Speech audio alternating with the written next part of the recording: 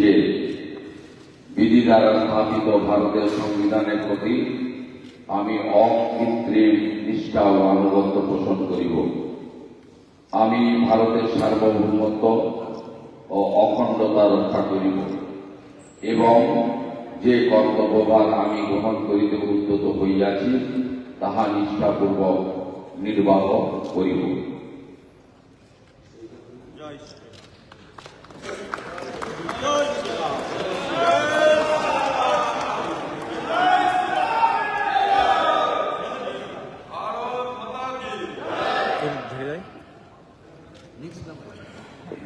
Now, may I request Sri Ghosh, Honorable Minister, elected from 224 Kharagpur Sadar, to please make and subscribe and vote for affirmation.